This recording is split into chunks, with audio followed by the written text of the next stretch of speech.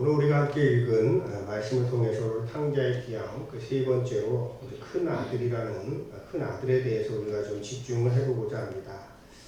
이제 우리가 이제 그림을 좀 보고서 좀 분석을 좀 해볼 필요가 있겠습니다. 한 장 넘겨주시면은 이제 우리가 그림에 등장하는 인물들이 여럿이 있는데요. 좀 이제 살펴보도록 하겠습니다. 이 그림에 등장하는 인물은 모두가 다 6사람입니다.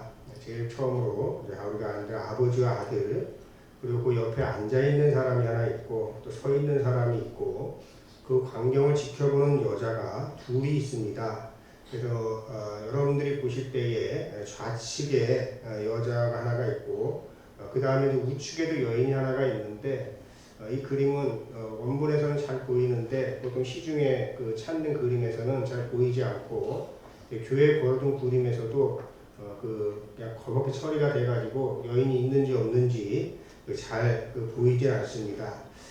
이 사람들이 누구냐면은 1번은 아버지인 것을 잘 아시겠죠. 2번은 탕자, 돌아온 아들이고요. 그 다음에 3번은 누구냐면 큰 아들입니다. 3번이 큰 아들이고 4번은 누굴까? 4번은 지금 가슴을 치고 있죠. 그래서 이제 세리, 죄인을 상징하는 그러한 인물이 저거 4번의 인물이다. 이렇게 그림을 보시는 분들은 그렇게 해석을 하고 있습니다. 그 다음 이제 5번은 누구냐면은 이제 자주색 옷을 입고 있는 좀 젊은 여자죠. 뭐 아버지에 비해서 젊다 뭐 이렇게 표현할 수가 있는데 가능성은 이제 아버지의 첩이거나 아니면 큰아들의 부인일 가능성이 있다. 그렇게 봅니다.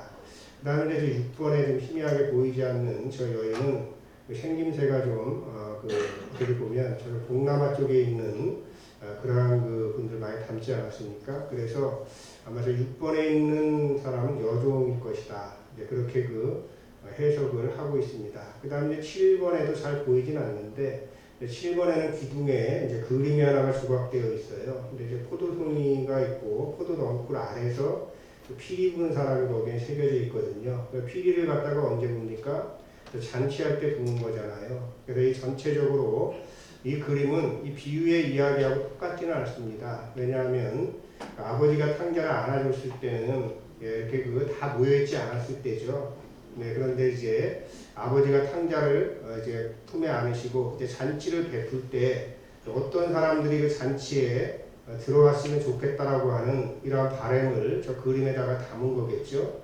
그래서 하나님께서 잔치를 베푸실 때에는 탕자를 비롯해서 큰아들, 죄인 세리, 그리고 또 저 뒤에 있는 이방인들, 노예들 모두가 다 하나님 나라의 잔치에 참여할 수 있다라고 하는 것을 밝히고 있는 것입니다. 그래서 이 그림은 탕자의 비유 이야기와는 조금 다른 점은 있지만은 결국 이 등장하는 모든 인물들이 하나님 나라의 잔치에 참여하고 하나님 나라의 잔치는 굉장히 성대하게 열릴 것이다. 이것이 이제 이 그림 속에 들어있는 그러한 내용이 되겠습니다. 지난 시간에 제가 이제 작은 아들에 관한 말씀을 드렸죠. 작은 아들에게 또 우리가 배울 것이 있다. 제가 이제 그런 말씀을 드렸습니다. 무엇을 우리가 배울 수가 있겠습니까? 모든 것이 다 끝났다고 생각하는 그 순간에 그는 절망하지 않고 그 순간에 아버지의 집을 떠올렸고 그리고 돌아갔다고 하는 것입니다. 어쩌면은 아버지의 집으로 다시 돌아가는 일은 죽기보다 싫은 일이었을지도 모르고 어쩌면 죽기보다도 더 어려운 일이었을지도 모릅니다. 그런데 아들이 아버지의 집으로 돌아갔다고 하는 것, 이걸 우리가 배울 점이라고 말씀을 드렸죠. 작년도에 보건복지부에서 발표한 자살 사망자 통계를 보니까 자살률이 10만 명당 27.3명입니다. 그래서 1년 동안 13,978명이 스스로 목숨을 끊었다고 해요. 이것은 어떻게 되냐면 하루에 한 38명, 한 40명 정도가 스스로 목숨을 끊는다는 이야기죠. 그들의 아픔을 다 알 수 있겠습니까만은 저는 그렇게 생각을 합니다. 스스로 목숨을 끊을 결단과 그런 용기가 있다면은 그것으로 우리가 살아가는 쪽을 택하는 것이 더 좋은 방향이 아닐까 이렇게 생각을 합니다.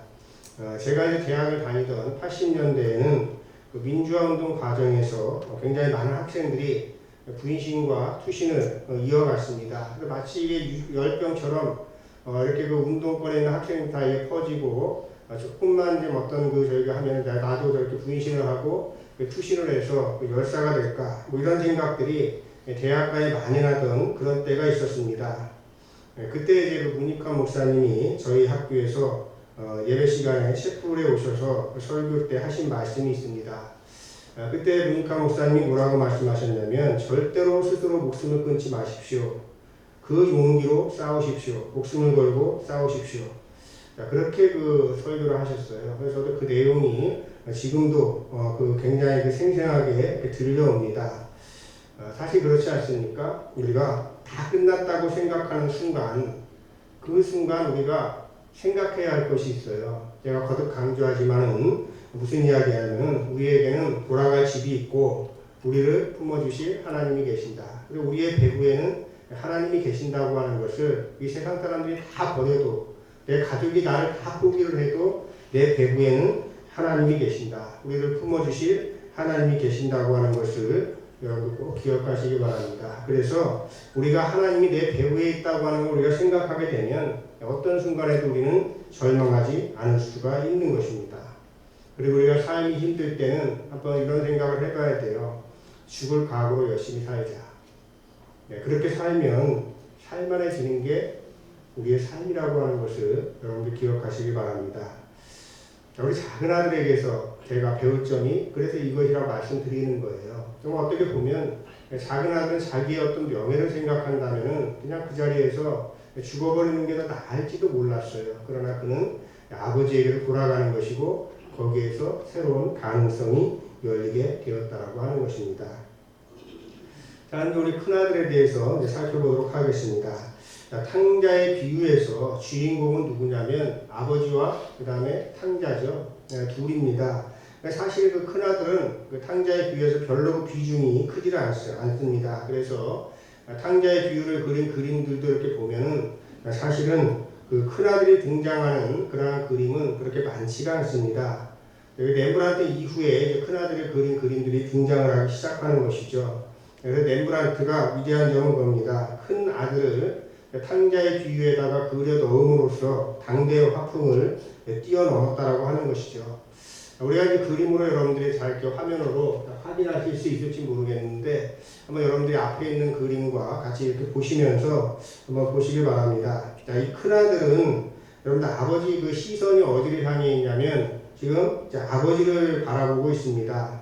아버지를 지금 큰아들은 바라보고 있는데 그가 지금 손이 어떻습니까? 두 손을 이제 모아 잡고 있죠. 그래서 이 두 손을 이렇게 자기가 잡고 있다라고 하는 것은 자기 동생에게, 돌아온 동생에게 손을 내밀 생각이 없다 하는 것을 갖다가 상징하는 겁니다. 표정도 보면은 굉장히 굳어 있죠. 기쁜 표정이 아닙니다. 그 표정도 굳어 있고, 그래서 어떻게 보면 작은 아들, 돌아온 동생과 적당한 거리를 두고 한사코 이렇게 있다고 하는 것을 알게 됩니다.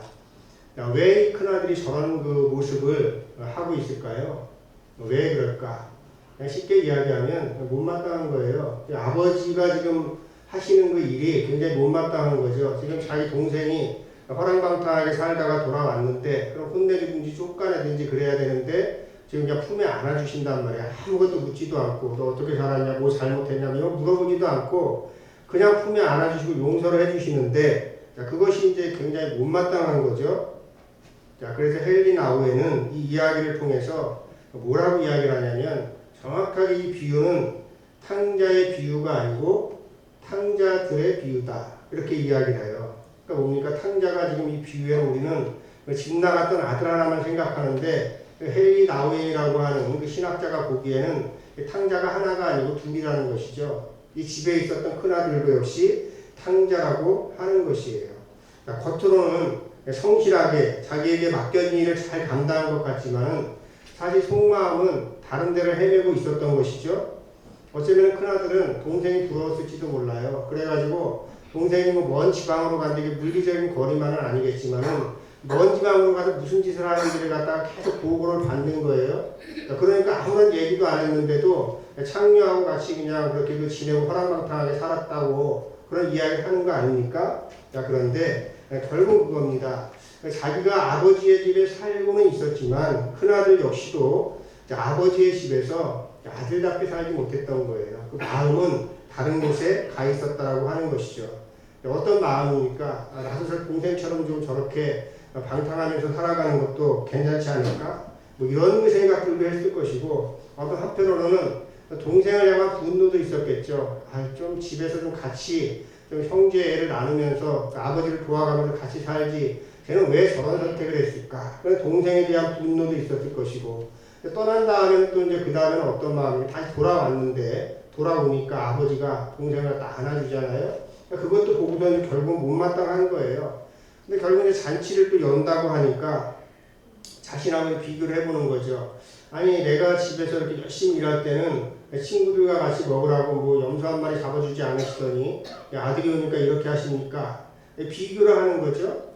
결국 큰아들도 여러분 가만히 그 내면을 살펴보면 집 나갔던 탕자하고 크게 다를 바가 없다라고 하는 것입니다. 이 이야기가 여러분들 하려고 하는 것이 무엇입니까? 예수님께서 이 이야기를 들려주신 배경이 우리가 생각을 해봐야 되겠죠. 이 누가복음 그 15장에는 계속 잃어버린 것들에 대한 이야기가 나오거든요. 잃어버린 것들에 대한 비유가 나옵니다. 왜 그랬냐면 바리새인들하고 사두개인들 율법학자들이 예수님께서 잃어버린 사람들을 찾으러 오셨잖아요. 이 세상에서 죄인들과 세리들을 찾으러 오신 거죠. 그 사람들을 찾기 위해서 그 사람들하고 어울리고 이렇게 하는데 그걸 계속 이 바리새인들이나 율법학자의 사두개인들이 어떻게 생각하고 있냐면 못마땅하게 생각하는 거예요. 예수님은 지금 하나님 나라의 복음을 전하기 위해서 죄인들과 세리들을 찾아 나서고 잃어버린 것들을 찾기 위해서 지금 복음을 전하시고 계신데 그 사람들은 지금 그것이 마땅하지 않은 겁니다. 그래서 바리새인들과 사두개인들 그 못마땅하게 여기는 사람들에게 예수님께서 이 비유의 이야기를 들려주신 거거든요. 그래서 이제 그 누가복음 15장 2절에도 보면 그 사람들이 예수님에 대해서 뭐라고 이야기하냐면 이 사람이 예수님이 죄인들을 맞아들이고 그들과 함께 음식을 먹는구나. 굉장히 못마땅해 합니다. 그리고 또 세리 삭개오의 집에 들어가서 식사를 하니까 초청을 식사를 하니까 그것도 역시 또 못마땅하게 되는 거예요. 세리하고 같이 어울리면서 술이나 처먹는 나쁜 놈. 이런 식으로 그 이야기를 하거든요. 그런데 이 이야기는 신약에만 나오는 이야기가 아니에요. 민수기 여러분들 14장에도 보면 거기에도 등장을 합니다. 가나안 땅에 이제 들어가기 직전에 가나안 땅을 정탐을 하잖아요. 정탐꾼들이 돌아와서 보고를 하는데 거기에 사는 사람들이 엄청나게 그냥 거부들이 사니까 자기들이 보기에는 그 사람들에 비하면 자기네들은 메뚜기처럼 보인다라고 하는 이런 보고를 하게 되는 것이거든요. 그러니까 백성들이 모세하고 아론을 갖다가 못마땅하게 여기고 그 다음에 모세와 아론을 원망하지 뭐라고 이야기를 하냐면 차라리 우리가 이집트 땅에서 죽었더라면 더 좋았을 것이다. 아니면 차라리 광야에서라도 죽었으면 더 좋았을 텐데 여기까지 우리를 끌고 와가지고 우리 죽이려고 하는 당신들 도대체 뭐요? 이러면서 이제 모세와 아론에게 반기를 들거든요. 항변을 합니다. 430년 동안 종살이를 하다가 못 살겠다고 아우성을 쳤는데 그래서 이제 그 소리를 들으시고 하나님께서 해방시켜 주시고 약속의 땅 지금 목전에까지 와 있는데 거기서 들어가야 되는데 들어가지 못하고 반기를 드는 거예요. 못마땅하게 여기는 것이죠. 바로 지금 무슨 이야기를 예수님께서 하시는 거냐면 예전에 너희 조상들이 모세와 아론을 이 약속의 땅 앞에서 못마땅하게 여기서 배척한 것처럼 지금 바리새인들과 사두개인 종교 지도자들 너희들이 지금 나를 배척하고 있다. 그걸 이야기하고 있는 것이에요. 그러니까 여러분들 어떻습니까? 이제 큰아들은 지금 복음을 지금 어떻게 대하고 있는 거냐면 아버지가 그 아들을 안아준 것이 복음이잖아요. 기쁜 소식이잖아요. 그 큰아들은 이제 그걸 어떻게 생각하고 있어요? 못마땅하게 생각하고 있는 겁니다. 이걸 우리는 이제 봐야 되는 것이죠. 그러니까 잃어버린 아들을 찾았다고 하는 기쁜 소식 앞에서 큰아들은 기뻐하지도 않고 그냥 그 자체가 그냥 보기가 싫은 거예요.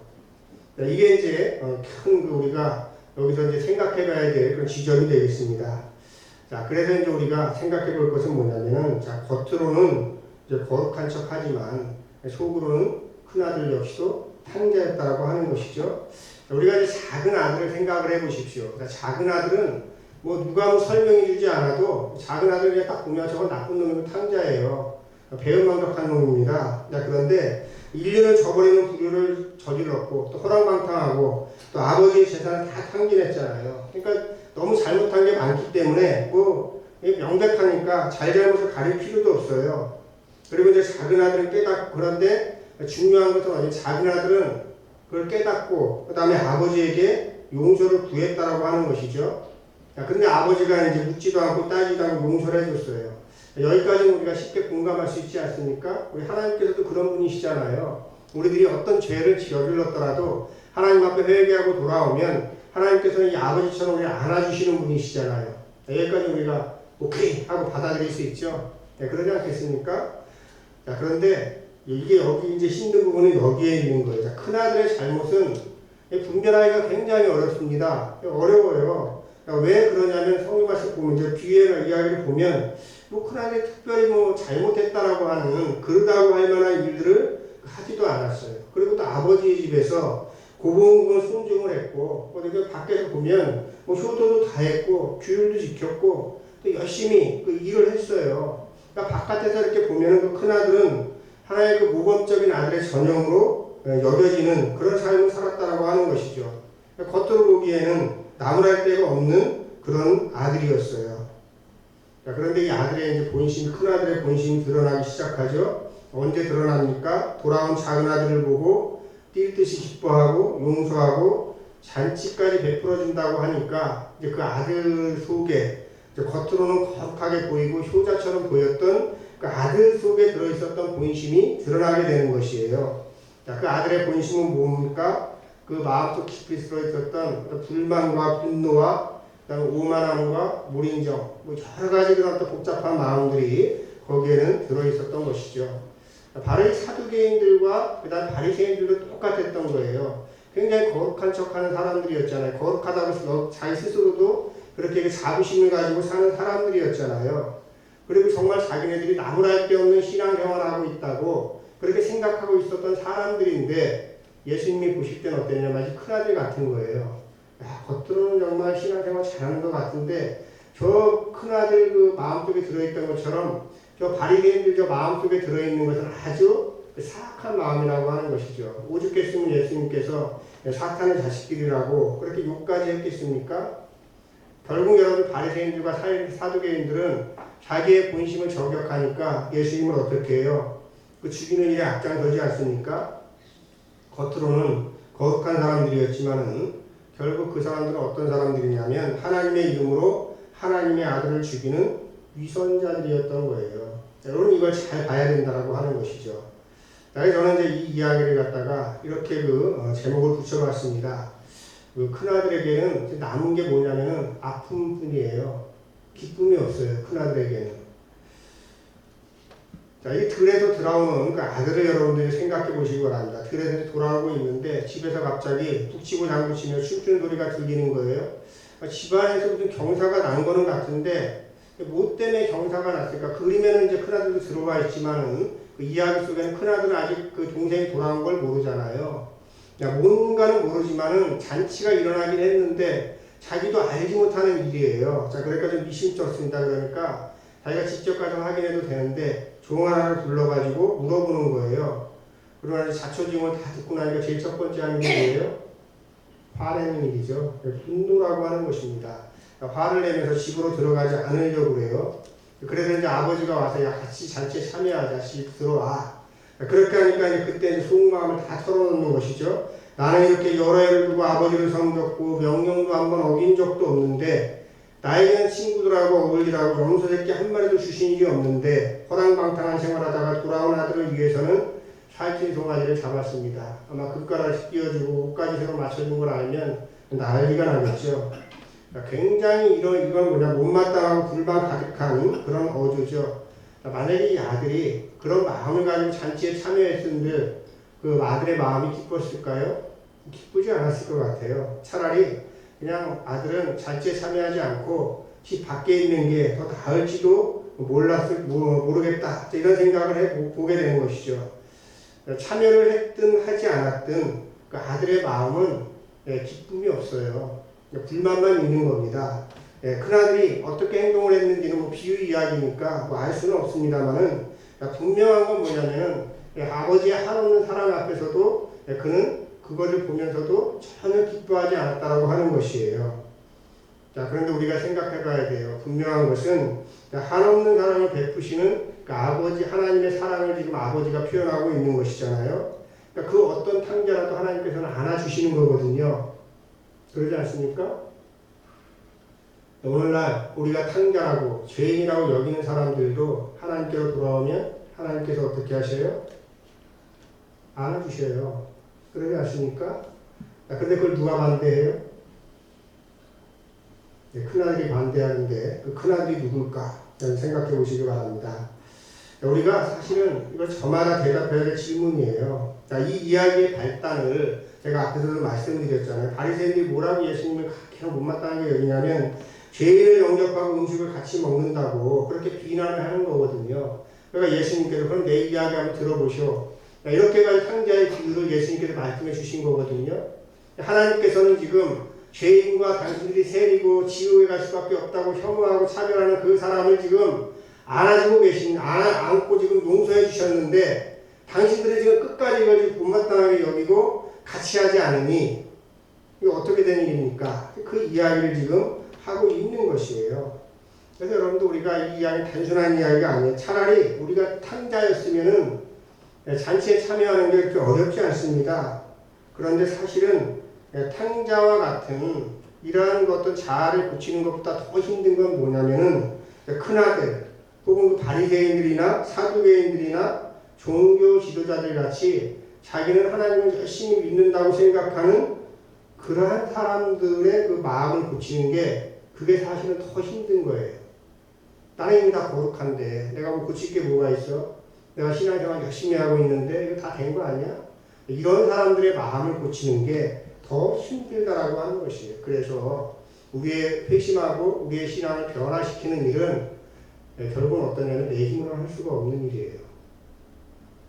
내 힘으로는 절대로 할 수 없는 일이라고 하는 것이죠. 그래서 인간의 힘으로, 인간의 생각으로, 인간의 논리로, 인간의 깨달음으로 우리의 자아가 고쳐지지 않는다라고 하는 것이에요. 자, 그래서 우리는 하나님께서 손을 내밀어 주셔서 우리를 고쳐주십시오. 우리는 이렇게 고대를 해야 되는 것이죠. 그 일밖에 없어요, 사실은.